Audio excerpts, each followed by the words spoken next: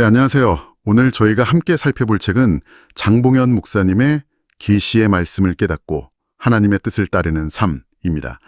이 책이 기독교 신앙의 아주 근본적인 개념이죠. 계시를 좀 새로운 시각으로 보면서 또 현대 교회가 겪는 세속화 문제에 대해서도 깊이 파고들고 있어요.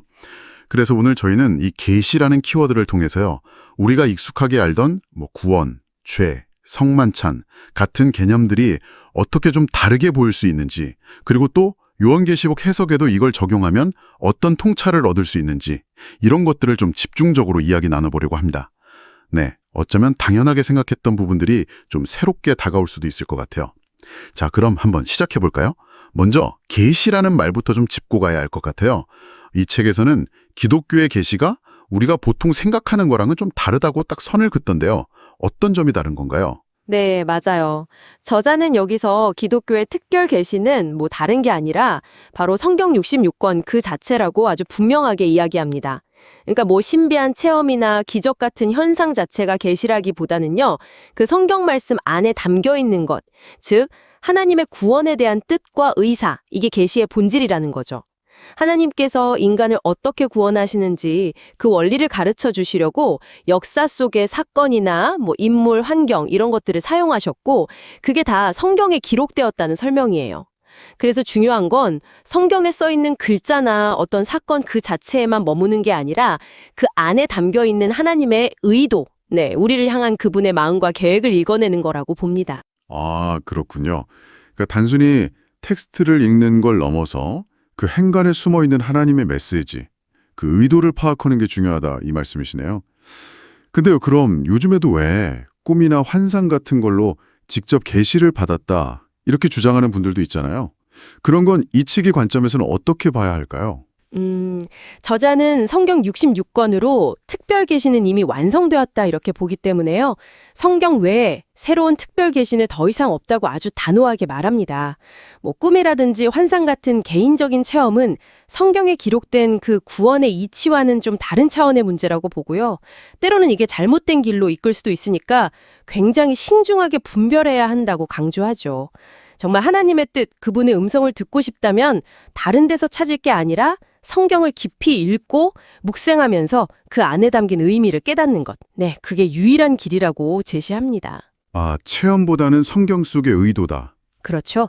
신비한 체험이 아니라 성경 안에 분명히 기록된 하나님의 의도에 집중해야 한다는 겁니다. 이 성경을 하나님의 의도를 파악하는 창으로 봐야 한다는 계시관, 이걸 제대로 세우는 게 왜 그렇게 중요하다고 저자는 강조하는 건가요? 그냥 성경 열심히 읽고 착하게 살면 되지 않나, 이렇게 생각할 수도 있을 텐데요. 네, 바로 그 지점을 저자가 문제의 핵심으로 보고 있어요. 성경을 대할 때 이 계시관, 그러니까 하나님의 근본적인 뜻과 의도를 파악하려는 그 관점을 갖지 못하는 것. 이것이 바로 오늘날 교회가 세속화되는 가장 근본적인 이유라고 진단하는 거죠. 성경을 그냥 문자 그대로만 받아들이거나 아니면 반대로 세상의 어떤 지식이나 가치관에 맞춰서 마음대로 해석해버리면 결국 성경이 진짜 말하려는 하나님의 본래 의도를 놓치게 되잖아요. 이게 결국 신앙과 교회가 본질에서 벗어나서 세상과 점점 비슷해지는 그 출발점이 된다는 겁니다. 교회의 세속화. 아, 이 문제 좀 더 들어가 보죠. 저자가 말하는 그 세속화라는 게 구체적으로 어떤 모습들을 말하는 걸까요? 교회가 원래 가져야 할 어떤 거룩함이나 세상과의 구별됨, 이런 걸 잃어버리고 세상의 방식이나 가치관을 그냥 따라가는 현상을 말하는 거죠. 예를 들면 교회의 성장이나 성공을 평가할 때 있잖아요. 얼마나 많은 사람이 모이나 건물이 얼마나 크냐, 이런 외적인 거, 양적인 기준으로 판단하려는 경향, 이걸 아주 날카롭게 지적해요. 목회자들끼리 만나도 교인이 몇 명이나 늘었냐, 이런 식의 대화가 오가는 현실 같은 거요. 그러니까 신앙의 어떤 질적인 성숙이나 변화, 이런 것보다는 눈에 보이는 양적 성과에 더 집중하게 되는 것. 이게 세속화의 대표적인 증상이라는 거죠. 근데 성경을 보는 관점, 그 계시관, 이 잘못된 거랑 교회가 그렇게 양적인 것에 막 치중하게 되는 거랑 이게 어떻게 직접 연결이 되는 걸까요? 그 연결고리가 조금 더 설명이 필요할 것 같아요. 네. 저자의 분석은 이렇습니다. 성경을 하나님의 그 구원 계획과 뜻이 담긴 계시로 보지 않게 되면요. 예를 들어 그냥 도덕 교과서처럼 문자적으로만 받아들이거나 혹은 뭐 현대 과학이나 철학 같은 잣대로 성경의 초자연적인 요소는 다 걸러내고 그냥 인간적인 이야기로만 축소해버리면 결국 성경에 담긴 하나님의 근본적인 의도나 그 능력을 놓치게 된다는 거예요. 아, 그렇게 되면 기준이 바뀌는군요. 그렇죠. 신앙의 기준이 하나님의 뜻이 아니라 세상의 성공 기준이나 인간적인 합리성 같은 걸로 슬그머니 바뀌게 되는 거죠. 그러면 결국 교회의 모든 활동이나 성도들의 삶의 방향 자체가 하나님이 원하시는 방향과는 좀 어긋나서 세상의 가치관을 따라 흘러가게 된다는 겁니다. 이것이 바로 계시관의 부재가 세속화로 이어지는 핵심 경로라고 보는 거죠. 와, 굉장히 흥미로운 진단인데요. 이게 그냥 신학적인 논의가 아니라 교회의 현실적인 문제랑 바로 연결되는 이야기네요. 이 계시관이라는 렌즈를 끼고 보면 우리가 평소에 쓰던 기독교의 핵심 단어들도 상당히 다르게 보일 것 같은데요. 예를 들어 구원은 어떻습니까? 보통은 뭐 어려운 상황에서 건짐받는 것, 이 정도로 생각하기 쉬운데 이 책에서는 그 의미가 좀 다르다고요? 맞습니다. 구원을 단순히 문제 해결이나 환경의 변화 뭐 이런 걸로만 보지 않아요. 저자가 강조하는 구원의 핵심은요. 하나님의 온전한 인격과 성품을 내 안에 이루는 것. 바로 이겁니다. 이것이야말로 우리가 천국을 이 땅에서도 누릴 수 있게 하는 근본적인 능력이다. 이렇게 설명하죠. 아, 내적인 변화군요. 네. 세상적인 기준으로 뭐 성공하거나 문제가 해결되는 그런 외적인 결과에 초점을 맞추는 세속적인 관점과는 완전히 다르게 이 계시관에 따른 구원은 철저히 내적인 인격의 변화와 성숙에 초점을 맞추는 겁니다. 구원에도 단계가 있다는 설명도 있었던 것 같은데요. 아, 네. 구원을 두 가지 차원으로 나눠서 설명해요. 첫 번째는 기본 구원인데요. 이건 우리가 예수 그리스도를 믿음으로 하나님과의 관계가 회복되는 거잖아요. 이건 전적으로 하나님의 주권적인 역사입니다. 우리가 뭘 해서 얻는 게 아니라 선물처럼 주어지는 거죠. 다른 하나는 이룰 구원이에요. 이건 기본 구원을 받은 신자가 신앙생활을 통해서 계속해서 하나님의 성품을 닮아가면서 스스로 이루어가야 하는 그런 성장의 과정이라는 거죠. 아, 성장의 과정. 네, 이 과정에서는 우리 각자의 자유의지가 중요하게 작용하고 하나님은 이 선택을 존중하신다고 말해요. 바로 이 이룰 구원의 과정과 그 결과에 따라서 천국에서의 영광이나 누림의 깊이가 달라진다고 보고요. 그렇군요. 구원의 시작은 하나님의 전적인 은혜지만 그 이후의 성장은 우리의 의지와 노력이 필요한 여정이다. 이런 이야기네요. 그럼 죄에 대한 설명은 어떤가요?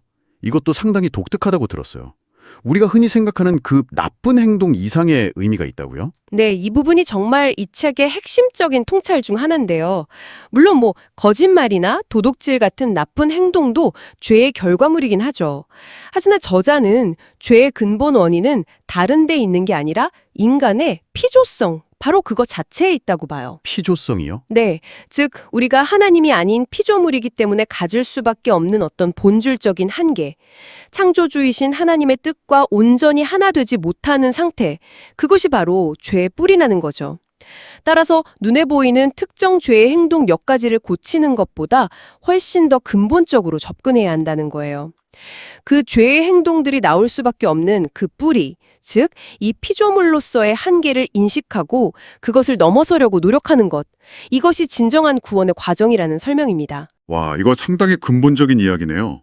마치 병의 증상만 치료하는 게 아니라 병의 근본 원인을 찾아서 해결해야 한다는 것처럼 들리는데요. 네, 정확히 그런 비유가 가능합니다. 그래서 핵심은 이거예요. 죄는 단순히 나쁜 행동 목록이 아니라 하나님과 완전히 하나 될 수 없는 우리의 근본적인 한계 그 자체라는 거죠. 그리고 구원은 이 한계를 인식하고 넘어서려는 과정이고요. 예수님 시대의 바리새인들이 율법조문 하나하나 지키는 그 행위에만 집중했다면 예수님은 그 행위 이전의 마음의 동기, 예를 들어 형제를 미워하는 그 마음 자체를 문제 삼으셨잖아요. 아, 그렇죠. 마음의 문제. 네, 같은 맥락입니다. 중요한 건 행동 교정 이전에 그런 행동을 낳는 우리 존재의 근본적인 한계, 즉 피조성을 직시하고 하나님의 온전한 인격을 닮아감으로써 그 한계를 극복해 나가는 것, 이 관점인 거죠. 계시관으로 보니까 구원과 죄에 대한 이해가 훨씬 깊어지는 느낌입니다. 그렇다면 성만찬은 어떻게 해석될까요? 많은 교단에서 그 떡과 포도주가 실제로 예수님의 몸과 피로 변하냐, 아니면 상징이냐, 뭐 이런 논쟁들이 있는데 이 책은 좀 다른 각도에서 접근한다고요? 맞습니다.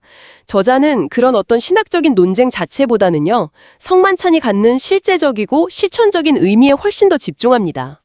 예를 들어 떡, 즉 예수님의 살 혹은 몸을 먹는다는 것은요, 단순히 과거 사건을 기념하는 것을 넘어서는 의미가 있다는 거예요.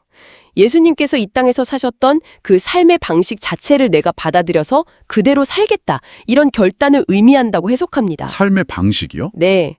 진리를 기준으로 삼고 세상에 변하기 쉬운 이치들을 지혜롭게 활용하면서 사셨던 그 예수님의 삶. 그걸 본받아 살겠다는 다짐이라는 거죠. 그럼 포도즙, 즉 예수님의 피를 마신다는 건 또 어떤 의미일까요? 이런 의미로 봅니다. 피는 생명을 상징하잖아요. 근데 예수님의 피는 그분의 삶의 원동력이었던 하나님의 진리, 그분의 뜻을 상징한다는 해석이죠.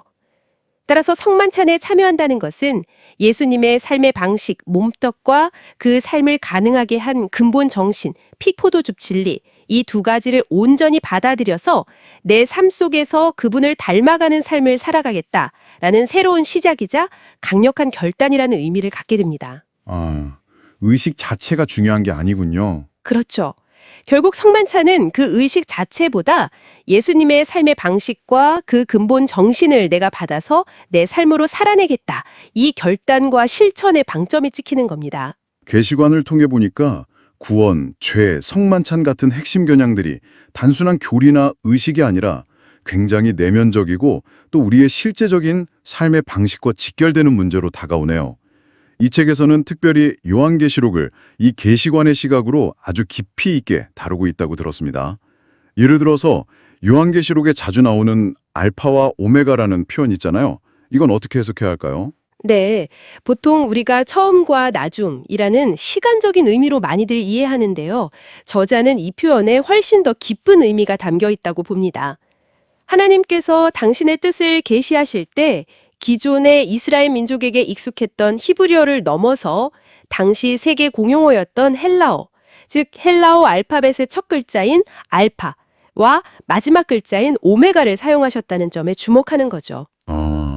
언어를 바꾸셨다는 점이요. 네, 이것은 하나님의 구원 계획이 어떤 특정 민족이나 언어, 문화를 넘어서 온 인류에게로 확장된다는 것을 선언하시는 아주 강력한 의지의 표현으로 해석합니다. 아, 그렇군요. 단순히 시간의 시작과 끝, 이걸 넘어서서 하나님의 계시가 특정 문화에 갇히지 않고 모든 언어와 문화를 포괄하는 보편성을 지닌다. 이런 선언으로 읽을 수 있다는 거네요. 그렇습니다. 표현되는 언어나 문화, 히브리어에서 헬라어로 이렇게 달라질 수는 있지만 그 안에 담긴 하나님의 구원 의지와 진리는 영원히 변치 않고 동일하다는 것을 강조하는 구절로 보는 거죠. 하나님의 계시가 시공간과 문화를 초월해서 모든 인류에게 열려 있다는 것을 상징적으로 보여주는 아주 중요한 표현이라는 해석입니다. 요한계시록 1장에 묘사된 예수님의 모습, 그 인자 같은 이의 모습에 대한 해석도 굉장히 흥미로웠어요. 머리털이 희고 눈은 불꽃 같고 발은 빛난 주석 같다. 이런 묘사들이 각각 상징하는 바가 있다고요? 네, 그 묘사 하나하나가 우리가 닮아가야 할 어떤 신적인 성품과 능력을 상징한다고 설명합니다.